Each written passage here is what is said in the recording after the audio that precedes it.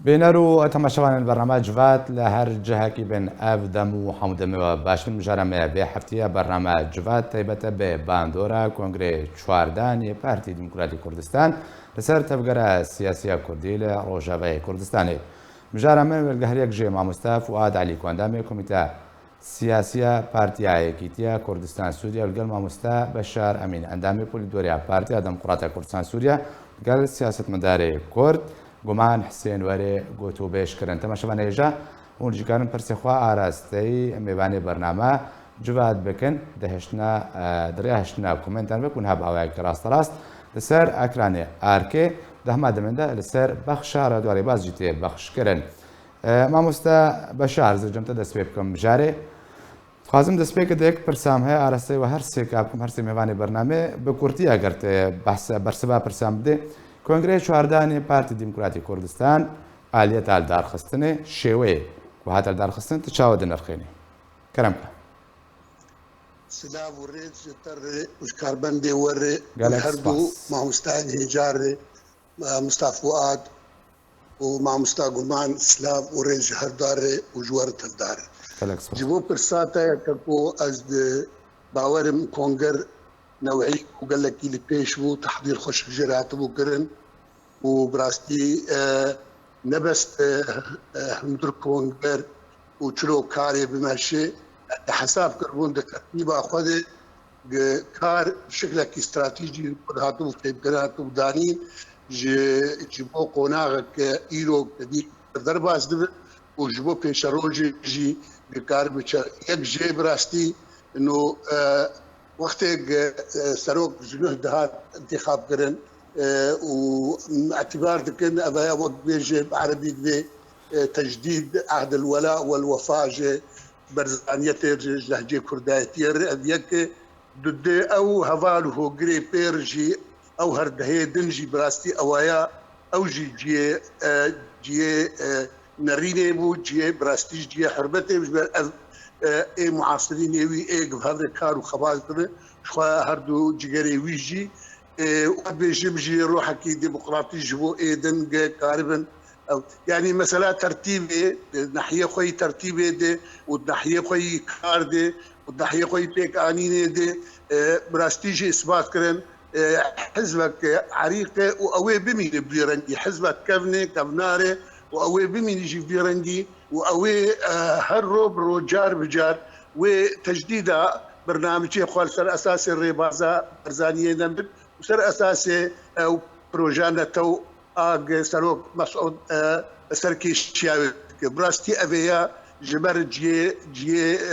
اعتزازي جي رحتي جملتي ما تفدير أبي معتبري يعني عشت براستي أم تبدأ اقتدائي بيمكن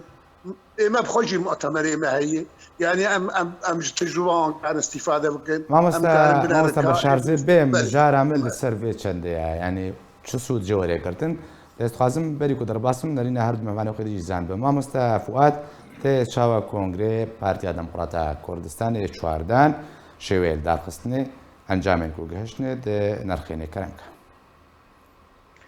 بله سلاف و ریز جتر هر دو مهمان تی هجاره گلک سپاس براستی اولی باولورین گوت يعني ام ناخذن بكرين قوتني هفدو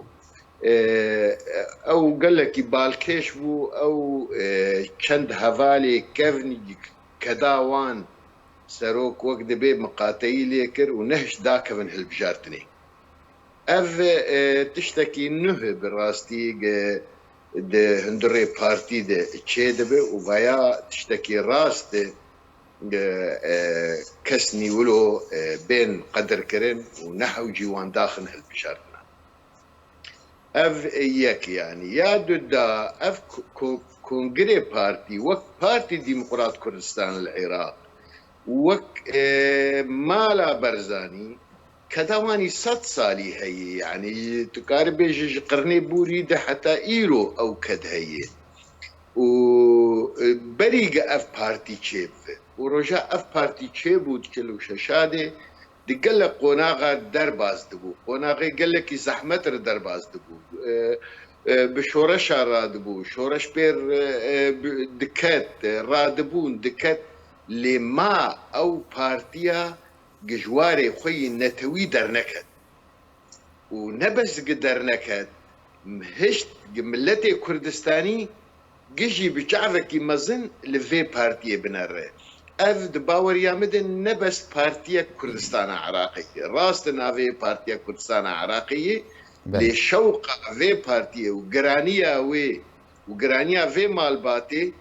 براداي هرشار بارتيا بارتيا كردستان يدن وقش بهيفيانه سركفتنا في بارتيا باور يامد كونغري وان بسركت وادبيجم لسر تشتي خوي كردي سكنين واي عراقي سكنين ودباور يامد ويسري كردستاني جي سكني بن واوي بمين دوير ريبازيده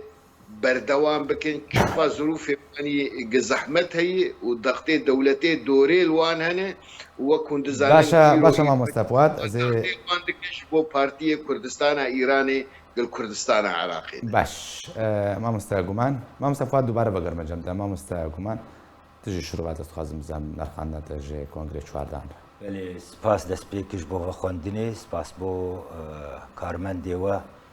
وز گلکی سلاب و ریزیج هر دو ما مستاره دکم وز کیف خوشم گواز بواره درکت ما باوریا مده یعنی اف کنگره هانی یعنی نه بس مرکاری بیجه کنگره کی نوعی بو یعنی کنگره کی مرکاری آستکا براستی گلکی بالکش و بآواکی گلکی بلند هاتل درخستن و تشتی گوتنین بریزان ده هاتک گوتن و چاوا پیش روج وری خوندن گو ام ناس بکن ملامحی ویناوی بچه آوائی بن او گلکی تیده بالکش بو دو آگو هری گرنگید باوریام دش غینی تشتی هر دو ماموستا اماجه پیکری گاوا گو جنابه سروک خوخودی پیکاته ایزیدیان درخست و درفت کنگر خست گو جهوانا جارکا دی چیکی و بمینن دویر رای بازیده اوی پارتی وک دیروک و ما او ناس کریه دیروکی ده ده هری قناغین طنگ و نخوش خبات کر خودیتن و خبات ده کار کرن جبو نتوا کرد و ایروجی پشتی گو کردستان دویرا آسته ده وک دستهلات بچاوه خبات کر و پیشمرگی جبو کردستانی نبو کردستان عراقی تنجبو هر چار پارچه کردستانی باوریام ده سهاوی کنگری و لسر هر سه پارچه دی بی و بتایبت مندیه که و لسر کردستان سوریا سهکا باش وگری و هیویمت ده گلکی بلندو خورد باش ما مستا بشار همه بین لسر باندورا کنگره چواردانی پارتی دموکراتی کردستان لسر تفگران اجتماعی کردی لروج آبای کردستان و بچرنگی بی بنای ناتا يعني أو بالنسبة ما قصدات الشيء بالنسبة روج آبا أو باندورا في كونغري ويشلون أزبيشم أبي قالك يسودا جي بقرن أدمشم أوي هي ما شخوا إنه أنا بالنسبة كونغري ما وقت ذاك سي يعني ما دوي وان قال كي راسته جبر قالك مسائل قوتن هوالا جيبوان درباسو يعني تشتاق بوان درباسو هي براستي وقت تجربة أميجي كاربن استفادة جيبكن كما أم بريجي أم حليفا وأم بريجي هفالن وأم بريجي وان براي مزندبينن ووقتك ام جي تجربه كونغري وان ام كارب سوريشي بقرا قديشم حقك بي درست وحقك بي صح يعني ام فيران يمكن اف بارتيا هاني اف كونغري هان براستي ايرو نما يعني بريشي جبل نام راسته حزب بارتيا ديمقراطي كردستاني خلقي فهم كرتانيش ملتي كرد كردستان عراقي خلقي فهم كرش ملتي كرتاني رأيي باوري عمده اب تجربه ايرو انا باش فرد يعني بارتي جمع دقيت نابينا شنو كارب خدمت عملتي خوبك وشنو باشا كارب باشا ما خدمت ما عملتي مستبشر ما مستبشر يشتركوا ما مستبشر خوازم باندورا اف شتي كنت بحث كي اف وبري بحث كي وبري هاتي قوتن درو مال دقلك جراتي قوتن وي تشاو باندورا التفقري بكس خوازم وي باندورا بزام يقول تفقرا من اجتماعي هجر ام بدرستي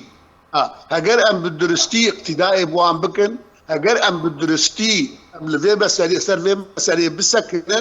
يعني بين الريني جدا اگر ام وي تجربه خوشكاري بقرن ادي وي تجربه او تاثير باندورا او قلق لكردمي روجافا لتفقري بتمامي وتايبت لبارتي حليف جير ادفيجيم يعني اف كونغري ها نوعيبو اف كونغري ها تحضير خوش جير هات بكرن امجي امي بويرنجي هانا قرك ام بكن وادبيجم نبس هري برياري وان برياري بيدر كتنجي بتشرنجي لبلتي خود در بتشرنجي لترتيبا مالا كردي در بتشرنجي لهوالتي براتي در بتشرنجي لكارو خبات در دهر قناغه كي دهر وقت كي بتشرنجي كار درستو بتشرنجي كار دبي ادريجن ابانا تبد براستي نريقن وابانا تبدا امريكا عربن سودي جاي بقرن واوي تاثيرها اوي بشكل كي مباشر جسر ملتي كرد تفقرا سياسي كردي لروجافاي كردستاني هبي بقبان ابي امي تبدا وان خالي اساسي بيكرن شخوا بهناك نقاط دركتن براستي قلقي قرن ومخل جم خداني منشيك نقاط برهيجة بالنسبتي بالنسبتي كردي عراق بالنسبتي خواب بالنسبتي ما تبدا جبر بيك براستي جبرتي خوستين بقندي كم تحالفا خبوار خرد بكن وبقندي كارم تحالفا خبوار درست بكن وبقندي كارم الجوان تجربوان فيدا بكن اما قندي للروجابا امي خدمت عملتي خوا وامي تفقر اخوي سياسي كردي بدن سلام وامي كارم كارو باري خوا بريد باش ما مستعف وادمه بين باندورا بي كونغري بيغومان بهترا بارتين نبا انا كسي كونغري و سركتيا دمال دارخستنا كونغر دما قالوا برسبردا دما كو كونغري خال دار بخن وچاوا سعودي وربقرن وچاوا بكاربن همان ميكانيزمي همان آليتي بجيب كنو كو بجن كونغري كي اريني الغوري هيفيه خلقي وري انجام ده يعني وكم دسبيكي جيجو اف بارتي خدي ديروكي اف بارتي خدي تجربات دوري دريجي دي قال لك قناغي تنقر درباس بو ودركت خرد وبنابر بو دركت خرد وشورش فشلي وقريا شورش قش كرن حكومة ذاتي إدارة كرن جنودو دادة اف سي سال إدارة ناجح ده حريمة دكت هذي أو أستنجيه قال لك زحمة تشجه قوة إقليمية به تشجه هندري إقليمية كردستاني به وقتها بارتيك بفيرنجي تجربة دوري دريجي زنجين هي أف بارتي ناكفة أو بسر كفة شقة زحمتي تير درباس بيجي أو كارب وقت به خوشوان زحمتيانا خلاص كي اما رولاوي وبنجيوي وتاثيراوي للسر كردستاني جبري دي قالك يعني وقتها كم هناك ولو فان ده سالي فيتالي ده يعني وقتها ما انجمنا نجتماني تشيكر يا كمين بيروز بايا مكر سروك مسعود برزاني بو نبسولو شان دو او كوميتا مي هات افاكرين امان العام شان دوان وبوان رونشت وبيروز بايا وانكر وقلت اسب ورم حياتها لي 2012 ديتنا كوكيدنا بينا مو بيدي دي شان دو مهردو طرفا وبيمانا هوليري يك امذكر وكاركر ويرنجي ادو 2013 هولير دو ويرنجي ادو 2014 دوهوك يك 2013 دوزا خست سیوان کردستانی چیکه مخابن وكار هات كرن وجواد يشيبون مخابن بكاكا قال لك كلام دام بيشياوي ونهشت ويا بسركه باشا ما مستفاد دو كونغري بيدا وجبوي بيشروج يعني بارتين انا كسيبكي كونغري واد مال دارخسنا كونغري واب سركتنا ويتشاوا كاربن سودي ورغرنج في كونغري يعني ويتشاوا كاربن كونغري كي همان كونغري انجام دن كولغوري هيفيه خلكي خلكي تباول هي دباوريا مدى ام بيجن نبيجن يعني او تجربه مي زنجين وك اوان التنيه يعني قال لك مسائل ما ناكوكيه شخصي سري خرا دكن ودبن برس جريك او برس جريكانا وقت دبي يكيب خورتينو درا ادو دورجي ايجاد جهواري برشبوني اگر ام كاربن بس في نقطه تجاوز بكن ام كاربن جهفدور بيجن ام راسته ام نوك هفدور نرينك لتشتكي دنارن لام هفالي هفدون دوي نريني ما استراتيجي او بمينيك يعني ام كاربن في حالي بيك بينن وام جفان حالا خوي الشخصي دركفن وام وقت بي اسويك فريد بدن برش عفيخو وقت ديمقراطي كردستان قيشاوال خدنا بارتيا كردستان عراقي وبارتيا كردستانية هكا ام بفي اسويا مزن لخبنرن ام فيا تاني كاربن بيك بينن قوان نري او قلكي باش بي دن اتخوازم بيجم يعني في بارتية كاريبو دواري دوليدة رولك مزن بليستا ايرو چه امريكا چه روسيا چه اوروبا وقتا قضیه کردی تی گفتگو کرن بری گشی وان دشی ورن نرینا وان دستینن جبو چه جبر دزانن اف تأثیر اوی کردستانی جه همی پارتی دن بیتره اون بالا خود دینه وفود امریکی وقتا بین کردستان سوری تين كردستان عراقي ودرب وان دبينن ودورتين فتقرن تيسا وان دبينن ودورتين وهكذا امريكا وروسيا وايدن افايا باشا ما مصطفى قازم تشارشوفا مجارد يعني بارتي خدام ديروك دولي دبي ام فيدا بكن ام لوان بنرنج اف اوجي يعني وقت براي منق تجربه وانجا ام زنجين تري وام جوي تجربه فيدي بكن باش ما مستقومان نريناتا أنا كسوا بريارة طبعا أفدمك درجة هرب هيفيا كونغر دار بخي تتفرد أنا كسين بيجن دمكو كونغر دار بخي وكاربي وك كونغري بارتي دي كده تشاك سازي هاتا كرن بيجن نقد ذاتي هاتا كرن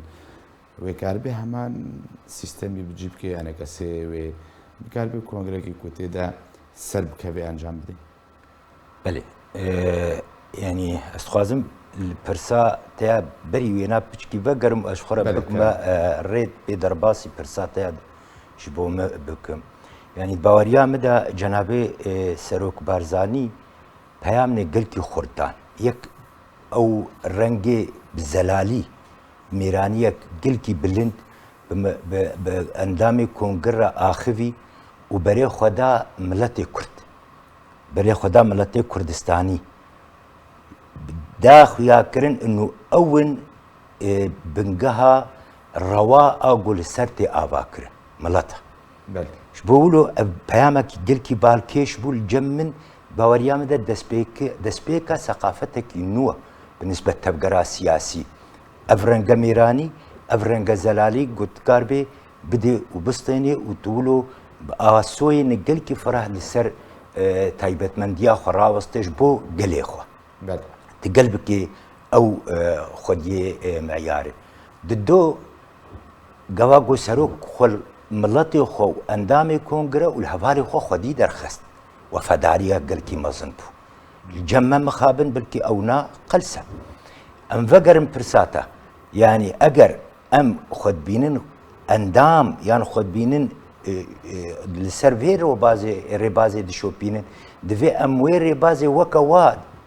جسبان انه او قيمة خدي دكن نوكو دستالات كارتكن وايما هم نقها نوي رادي كراك امجي واقيما خدي بكن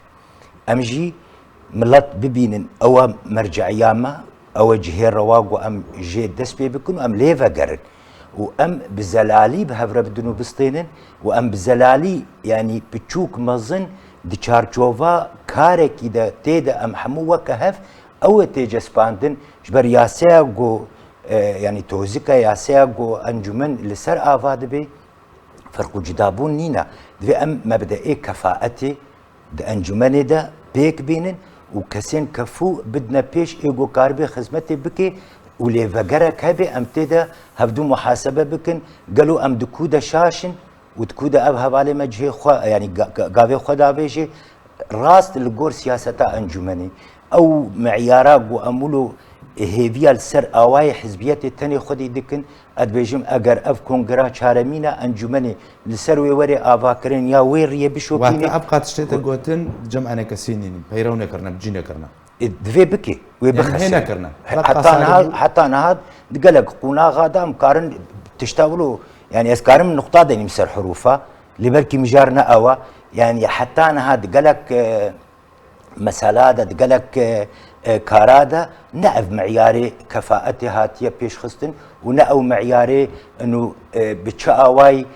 يعني حتى انا هم نديت روجكي انجمني ليفاغرك شخوره تشيكريا كاري خو نرخانديا باش اتخازم ما مستا بشار وما مستفاد بس في برسيبدن ما مستا بشار يعني جبرشي انا كسا سياسة خونا باقرش برشي نقد الخونا كيبون موند كونغري بارتي ديمقراطية كردستان ده يعني خود سروك بارزاني راخ نقرت راخنا ل هداكي قرت راخنا بجن السياسة ده خوازا نوبوني كر شوية كينو كون حموج بجن ديروكا كويها وبردوان به وسياسة خوا دقهاري الجوري بيش وشونا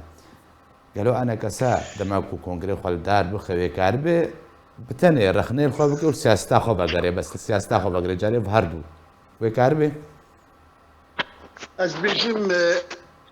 قرك كاربه كما بين بالنسبة ما وقت ما مستقبان مشتكي بري خشبود بقندي ام ملتزم من بالريبازي وام امتثال الريبازي بكن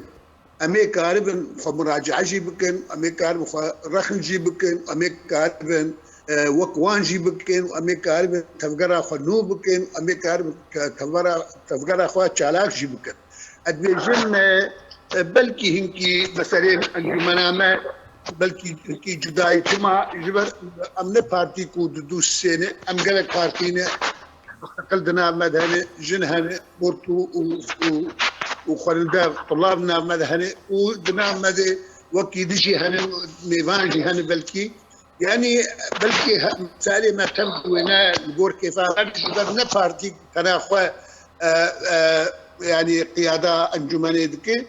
تبي جارنا دبيشن قاد دبيشن تذكسي قاد دبيشن يكيتي قاد دبيشن زامكي الجاري هناك ابرولاوان هي افكار راست بلكي تاثيرها من وقف بدي ادفيجم هذه ام نحزبك يعني ام انجمن وقت مجلسك فري وقت لي جار شيء اف مجلس الرباجتي حسابي ادفيجم لغوري تشوناواني هوليري وقفتوا قويا قبو توافقات يقول سرهناك بعد سرهناك نقاط ادفيجم اويا كفيلي كاربن قنو جيبكن وطبعا او تشتري توافق لهوليري اللي سر بعلمي حديث مبو باشرافه حديث مبون يعني ادبيجم هجرام خلوان مسائل خو بكن خدي وام كارب بترجي خشكاي بوي رنجي مجوان فين كي مشخوجي فين كي جانبي ايجابي دي باشا ما مستا بشار برس فردا او يعني بشتني زكا بيانغو بهتر 10 سال جدا مزراندني انا كسي حتى انا هنيكار يا خالي كنت بيجي بابند يعني 10 سالنا بس انكو با تشاك سازي ابكي والخوفاغري ورخني الخوفاغري سياسه خوفاغري والله ادبيجم جار بجار يعني جار بجار بلكي اصلا في كونغري دي ادبيجم شتو كونغرانا ما مشتم جماعتي مجلس يجينا ما يعني جار بجار براستيجي جانب سياسي جانب تنظيمي برنامج نظام داخلي ده مسألة كار ودور وخبات وده مسألة توزيع ادوارات مسألة شكرنا سازيات ولجان ومكاتب هذا دفانا تبدا هذا براستي ما ديت انه والله جار بجار نهكرنت هي لي جاري بتشك تايمت من دياوي هي في جاري براستيجي وقت كلامكم برساته ام كاربن بهيرن انجمنا ما اقتداء بك حديثه ما كونغري بي كاربه برنجكي نور لسر مسائل خو بسكنه وبيتر جانبي وادفيجمجي انجمان وفيرنجي بك يعني ويرسل مسائل نقاط ضعف بالسكنه خرط بك صحجي قبيتر ترسيخ بك وداخل وقرطاي بيتر بك بيجم او كارب استفاده بك تيجي يعني اشخاص مامۆستا بەشار ئەزێ بێم دەرفەتێ بدمەتە خوازم مامۆستا فواد جی بزان بم گۆرێک و هاتە خویاکردن مامۆستا فواد یعنی ئەنە کەسەش بۆی وی کۆنگرێ ها پرۆگرامەکە وڵۆم بێژن ڕێخستن کردی ئامادە کردە؟ از دخوازم بێژم یعنی ئەف مقارنە دنابێنا کۆنگرێ پەدەکە کوردستان عێراق و ئەنە کەسێ دێ نەدرستێ ji gelek xala yek jê ehvalê bişar anî ziman em 10-15 partiyên muessesatî medenî müsteqilin ev bi siya xwe giraniya xwe davê ser problem û meşakilê enekesî ev mixabin vedgerê bîdayatê te'sîsa wê şaş bû wexta hemî ehzab biçûk û mezin û گرانی گشت بنفسه پیوانی هاتن پیوان حتی ایرو ام معانات دکن اوه حالی پرچبونا پردکه نه یکیتیا پردکه وی چاقی مبخواه يعني مدام مشروعك ما تشكر ام كاربن معايير نادينا حزب نهنا بلكي بدنجا كي حزب هذا بدو دنجا حزب انا بسي دنجا بشارع بينجا جرك وي شاغيده او معيار قمشيا با ايرو بلكي انا كسي دو حزب بايا سي حزب بايا نزيده يعني وي يكيتي خرت كربا بينما وقتا بچوكو مزنكرن وكهفدو براستي پرچبون خرت كر وبالتالي دو حزبك يفدو پرچه دبه انا كسي هر يجي قبول دكه وديسا جي دنگه وان دبه دنگه اي دن يعني اف شاشيك مزنه حتى ايرو انا كسي تي دمشوخ شي خلاص نكريه اذيك يا دا ظروف سماء واقليم قال لك جودايه ام دبن ظرفني قال لك زحمه جيانا اخذكن دبن ضغطك مزنده وندزانن يعني زيدي سدو بينجي كادر قيادي انا كسيت زنداني باشا ما مستفاد فيدري او برسيارتي هولي ما وصلت قلت ناد خازم ببرن فيديو او برسيارتي هولي هذا نرين هنا نرينك بيجي انا كسا سرنا كفتيا تشتك دسنا خستيا نرينك بيجي تفيك وكارين انا كسي سنوردار كارية تشتنا بالسر بيخي كي جا بهتر تلقى كي جانا ريني از بنرينا دودارم انا كسي وبقالي كارية سروق مسعود برزاني كاريبو اف ضغطة مزني قليها 2015 و16 و17 و18 وحيان هاجي هنا كي بردوام حبكي سبق بويل بردوام يعني وقت مشترقوا يعني قياداتي انا كسي جزد الزنداني بيدير درباس بوني يعني حتى مجلس الرئاسه حتى انا بافي لورين والجمتي اف ضغطه مازن نهشت انا كسي خشكاي فحسيه كي ببينو كاردنا ملد كاربك شوطان دنا مكاتبه لدان الى اخره اف تبي في هاوي انا كسي كاريبو بمينه دشعبي خلكي دقا او ممثلي ملتي كردي سوريه نبهيدا تفيق دا السلال داري تفيق لشكري وهي تفي وقت ويب حزارة خلق جمويد شغلن لبهيدا بخزانه يقرانية انا كسي دشارعي دي النكيمي وي هقنا زيدي وي بالنكيمي وقتا قروشك ايرو هالبجارتني درس شيبه وخلكي مي كردستان عراقي وتركي وايه الشامي ولبناني فقرن ولات وروشك آرام تشيبه وديمقراطي تشيبه أنا كسي خلكي بريخو بدأ أنا كسي ويد بيني يعني فأزنابينم أنا كسي تذي كمانيه وهني دفيل سربسكني لأزنابينم أنا كسي هاتي شوطاندن ويجا دفي أم البداء على جير بقرن نا بس دفيل سر كمانيه خو بسكني باش وقارب كفاءات خو بيج دبدي دوري محاصصة حزبيتي هذا بمصر مجارة كفاءات أمام مصطفى أفواد أو برسيارة كتهبتهم بشكي جرين كج ببرنامج ما مصطفى تل جركي جان رنيت خازنا رنيت تدسبيك بزانبم نرينا كوانا كسب يكجاري فشل آنيا نكاية تشتكي بدسبيخي سياسة خدا نرينا دو بجت تبي سنوردار عنكو كارين أنا كسي سنوردار كيري كادية تشنا باش دسبيخ يعني إجبو موضوعيتي وهربونية أنا كساتشتن كرنا وأنا كسائرو بروجيه كل سرقادا كردستان سوريا خباتا خودكي خودي رولا خودي دورا قبا جارنا أم رخنيب كارتينين أم دخوازن جوها تشيتر كاري خوبكي يعني از وقت رخني دكم از بيجم أنا كسا گەرەک نەب منطقێ بەحرا کار بکە يعني جبهه كردستاني تبيرا متفا بارتيكا مزن ديروكي وقت ديمقراطي كردستاني عراق وبارتيكا هري قلس دچارچوفا اطاركي دبون لوكا هفبون قبا قول قناغ درباس كرن وبوه البجارتنا قليري ديمقراطي ما ديمقراطي وايدي ترحلها نشونش خور الريكا ديديتن فانها ام دقناغتي دنا ام تفقركي داخوازينا دوزا كما هي مش بو دوزا خو كاردكن دوز نگری دا اری پارتی نونرن پارتی اون هزن ریخستنی ایگو ریخستنی دکن لی بشن دیجی هنج وی ملاتی هانه حقی واهی او جی نرینه خو ببیجن حقی واهی او جی کار بکن دوزا کردی نه دوزا حزبات هنیه دوزا توایا ملاتی کرده باوریا مده ایرو دوزا کردی کردستان سوریا وکا گو قاعده شرعی بیجی فرض عین نما فرض کفایه بلکی بری ده 2011 او حاله هبو ادبونا حزبي خد بالبرسيار ديتن وابكار بفي اواي دكرن لانها ام دقوناغا كهستيار دنا دفي ام ملطي خو وكسين كاربن دورك رولك بليزن او همو ورن ببن بال بشتش بروجا انجمن رجبو انجمن سركبي ما مستقبل فيدي برستول يعني وقت وداخو ياكرن هناك استنجي هنا بشيا كاريانا كسي استنجي بشيانا باش انا كسوي كاربي واستنجيان درباس كي حتاكو افحم وتشتكون بجن خالي هون تجميرن انا كسوا دسكفتان انقو دسكفتيكو دسخستنا بهتر بكي بهتر ما في كردان بتشسبيني بهتر انه نراتيا كردان بكي هم كشينا ام ناف خويو كما مصطفى دام جبيكر الي بيدي سياسه ناف دولتي نبو اهل نبونا بجن انا كسير سر عدي لكي ابحث اشرادك يعني كتير كربي بقى كشي درباس بكي ما مستا ايم باوري كان بتشتكي هي اگر از ناوي خدكم خبات كار از خباتي دكم ناوي مخبات كرا تشتكي البيشا من راوستي دبر خباتي ده مروف خينا خدتي اگر امنا خبات كرن او تشتكي انا حتى قوتي دچي سري سرچاف باشا ما مستا بشار زبيما جمتا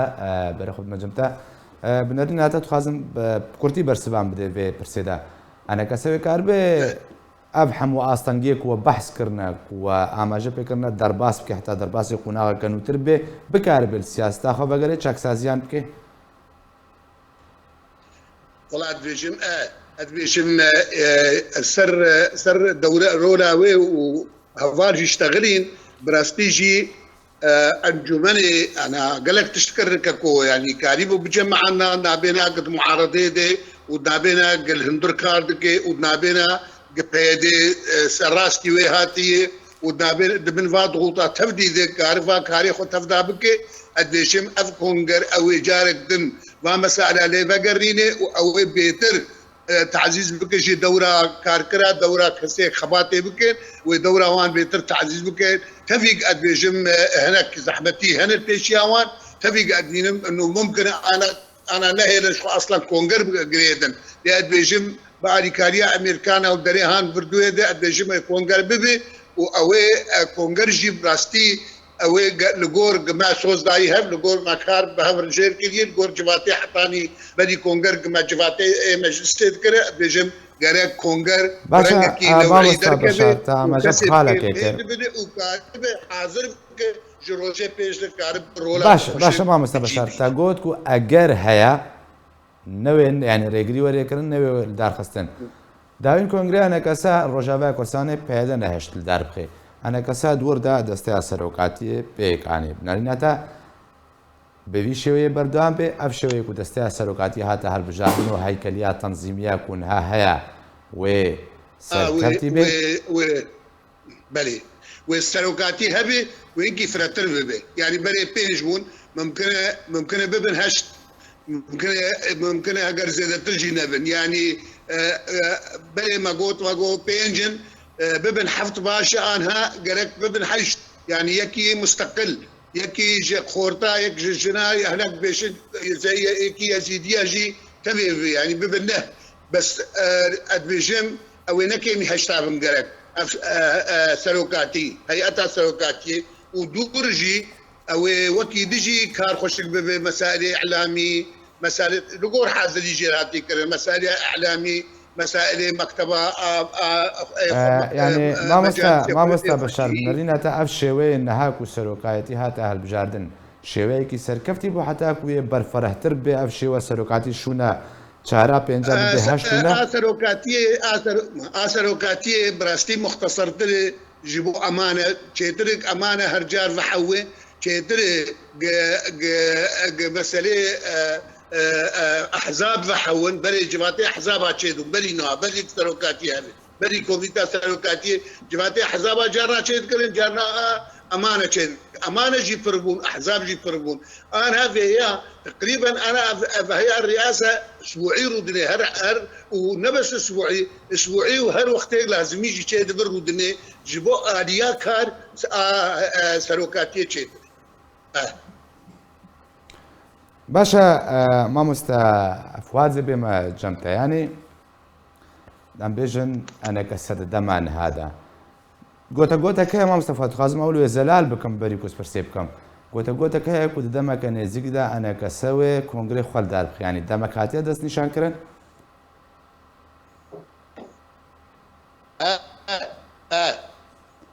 ازبب اري دم هاتي نيشان كرن ويتهندر في ما هيدا بلكي نزي تربي يعني دفا يعني الجور از قدار وما ويتهندر في ما هيدا بي يعني في ما هيدا باسناكي واگر هي بري سرم هيج يعني بيجن نافراس تام هي بيستم هي تشتي بلي يعني قال لك نزيك اما سر باش برسام بردا ما مستفاد برسام بردا انا كسا مادام تدجين نزيك وري كونغري دار خستن جبوي سر خستنا بي كونغري دار خستنا كونغري كي الغوري هيواو اواتن جماوري ويبي اندامن ويبي بيوستياوي بتشيا جنا حتى كو كونغري دار خستن دباوريا مد او كوميتاوي تحضيري هي وكاري بردوامه وكاري حياه قر لدار كفي يعني او برنگکی کاری خود کن اویا پرس گریک پرسک الرخستنی و اوی بسرخن کاری خو ایجاوگ حوالی بشار گوت هگی ایجا عامل خارجی نهلن او تشتکی دنه لی بنسبت هندر هر تشت آماده بویه و هر تشت هاتی زلال کرن و کار جرد به هر رنجفات خو يعني اویا خلاص بویه يعني الا عاملکی درفته دبه اگه از دخوازم بیجم يعني دوسي خالي گرنگ هنه دوی اف کنگر لسر بسكن و دركوي يعني وك او برساق ما قلت اف على الرنج محاصصة في ده نكر لأنا كسي يعني كوادر دوين بين قاندن ممكنش بارتيا كي بيش كادر هبن خاصة دواري علاقات عربي ودولية يعني بين قاندن يعني تنا معقولة يكي تاخي هندر تلافي وخشك نزان بعربي بآخر يعني تبين إمكانياتي وي زمان هبن وكارب برخدانك بك دهندر وان جفاتا دي آدن تيكلياوي معارضة ذي مراجعة كيش خورشيك أو تلافي يعني أمانة دهندر اسطنبول دي تلافي وديلان ليجي كيدنه أم اف نقطات دفي خشك بزلال بفي يعني ام كام شاوا بكن يعني مثلا قصدام بي ام العفرينه وسريك عني وقريس بي ام تننه جبو شا ام تننه وام دبينن اف هريمانه تابعيه تلافينه اف نقطات دفي خشكاي زلال بفي دفي ام يا ام هبن حميمه فاصله في ركبريه تندر تلافي يا ام تنبن للجيكي هم والجيكي شردك والجيكي تنبن اف خدمتي ناكي يعني اف ازدواجي دفي ام جي خلاص بن اساسيه اعلامك انا كسيت تني براستي اف يازده صالح افابو انا كسيت باعلامه خورتك تنري بجهدي خوي الشخصي تنرد ضجاك مزن راقهاندني تشيدك بينما انا كسي واف بارتيانا وكوادري وهنا هر يك تنر الجريده خم قاتي بيتر لاعلامه انا كسي اف حالاجي دفي خوشي خلاص كي اگر ام بنرن اف انا كسي او شمسيه هيفيه يعني ملتي مال سر قريد دي دبي اعلامي انا كسيج ايه هر حزبك خرتربه وكارب الدنجي خبجهن ملت بأي وسيلة دنجي خو بجين ملت نمينة دي إطاري موقعك أو موقعك خشك كارجيناك اف نقاطنا دفي خوشك للسربي سكناندن ومخرجك جير ببينن دنجي انا كسي ناقه ملت كليا دنجي بارتيا دقه ملت واف شاشيك مزنه اف سياسة باربكرن يعني بحرا دا باش بكن سر نكتيا سر يعني حمو ام بيجن كرد پرورك زاناك روشنبيركي كرد ند حزب هذا سر بخويا وكا سياسة المدار وكا روشنبير كاركي انا كسر جدية ده تفعيل كرنو اكتيف كرنا با كساندا اف دفي بيوست افايات تخستن انسانك هي ام بيجن لبريطانيا علاقاتي فرنه بحكومة بريطانية ببرلمانية بقدر مكداوي مدايب مش خو مفيدة ناكن شوي انساني وقدر الى اي دولة وقدر الى امريكا حالا مي حزبي طغي كريه لسر حالا ام كاربن كفاءات ملتي خو بفجرين وبدن بيش وبوان كاربكن يعني اي بيرامد دسبيكا وقتا انا كسي افابو لهر دولتك ملت خو افاكرو انجومن شيكرن يعني وك از انا الفرنسا مو اسبي حسيا كوادرني سربخي جرينج وكافن وخدي زمان كتن هندري انا كسي لان مجوان برسيج بو شو دبي برداغو ما حتى الرابورت راه ذكرن قياده هندري جوابا ما ندهات خشكاي يعني تكسك يعني ام حسيان تجهدان جمر تني ما تخص امكارك يمزن بكن لأنا كسي ند سريوان دبو أو كارانا أفد في اللي فجر شيء لألمانيا شاربيش دولة تانية إيه معنينه وخدي جرانينه يعني في أملوانا مقاتب روسيا يا أمريكا يا بريطانيا يا فرنسا يا ألمانيا يا أف بيش دولة تانية خدي تأكسولات دولينة على الأقل على باشا ما مصطفى فؤاد دوباره بگرم جمتا وشك بخبته از دوباره بگرم جمتا ما مصطفى فؤاد ما مستگمان میبین سر اینها چه هات بخیا کردن انا کسش بر شاشونای سیاست ده کشه نافوی اف پار کرنا کو هی بسر نکاتیان هنا او پیلان کل دجویت ندارشتن او بوريگر جرا يعني تفردا اگرم بیجن گوری نریناتا تفگر بگشتی بيوستا شبكة حتى يكون كاربي بهتر دست كفتان دست ببين. بله يعني دسبيك دباوريا مدى خالكي قلكي جرينج هيا يعني هيكليا انجمني بچا وايبي شمرا نقلكي كيشاك مزنا شمرا كيشا هري مزن يعني سروكاتي بريارا دستيني لدفيلي وقرك هبي او سروكاتي وبرياري خو بجا سبيني وهب يعني اف كسيد انجمني ده هب بشوينا شريك بن دوي برياري ده نبي ميني ولا بريار هات ستاندن ونما كس هايوانا جي هيا ددو يعني ما مستعف فؤاد بو ازبيجم اما جا بيكر انه جرانيا بارتي مزن وجرانيا بارتي بچوكوك نمونا ازبيجم خطي اتحاد سياسي بو بدا كسي بچار دنگا انجمني دبون وحتى نهاجد باوريا مدى بچار دنگانا ري انجمني وبارتي انجمني او ريز قرتن جوي حالي ركر لقالو برس افا چما بارتي انجمني نكارين خو خرط بكن چما انجمني او ريفا نكر قو اف بارتي نزيكي هفدو ببنيك بوي آلي دا او ناجوتن چما انجمني حتى نها هول ندايا قو بروجيكي داخي براكتيكي ام لسر خو ترخان بكن قو ام جيرا خباتي بكنو كار بكنو ام بيجن انجمن ببور الفيغوتني ما يوكا سهوانا كي ام دبن سهاوي نادا خد بينن انو ام خديه في ريبازينو ام خديه في كارينو بيغو ام تشتكي اكتيف لسر عردي بيك بينن يعني ابنا محتاجين قو ام قالك تيدا شروفي بكن ديارة خيايا كس يعني قنجي نخيايا ان محتاجين كنت بيجي والله انه كاز بكن يا ازنك باش ما مستا بشار داوين برس على سيتش بكم ما مستا بشار الجوريك ومن هالشرو فكر درباري انا كسي روشانا كسي كونغري بريال ولا دار خستن هم هذا كسي بري الكونغرا وبارتيا كيتيا كردستان سوريا جبري الكونغرا اگر نشاش بم يعني چه پیش بینید که چه سناریو پیش بینی کردیا جبوی پیش روزا کردن و کنگره کو نزیک و چه سر بخن جبوی پیش روز والله بيجم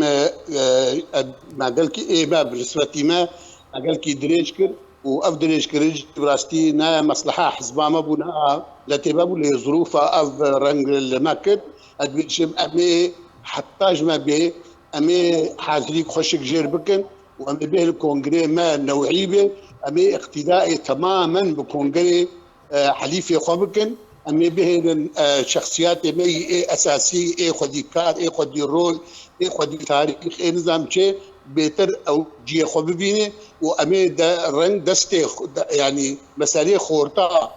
خورتا أمي أهم إيه خوينانه أمي أهميته بديني مسألة رولا جنيه بري ما قو شار حبتني باوريا من دي جاري أوي بكري بيجرو جي مسألة جنيه إن شاء الله 10 دركم إن شاء الله 20 دركم شو قدرت كم كيف أخواني بالنسبة روشنبيرة بالنسبة إيه مي كارن إيه خدي إمكانات إيه خدي إيه يعني إيه كارب بنفيسين إيه كارب بآخر إيه كارب لغتاويها بإيه نظام شيء كوادر نوعيش ما تخسر أموال بيج بدن وحاضريك خوشك جيل ببي وأوي كارك ببي براستي اقتداء تماما أمير حليفي خوبكن تقريدانا كونغري خوده ما مستعف فؤاد همان برس چه تبيشوني كريم سيناريو نزيكا بشتي أف كونغري او قهرتني مظن اوي لجمع تنبن يعني اوي بردوان بن لجانب السياسي تصير سياستها بري يعني وك حفاظ لسر انا كسيد في باراستن سيوانا كردي وك ما جو اف خالق ام رخني ليدكن كاربن تجاوز بكن امي كاركي باش برميات بكن بقوى عربي ومعارضه سوري امي بمينن للسروي موقفي خالي وقع انا هم قد في ام لفقر كجير تشيكن تشاور رولاما خرترب امي دوي واري دجي امي بخازنج ام كاركي بكن حتى دانو استندنا ببيادير امي بمينن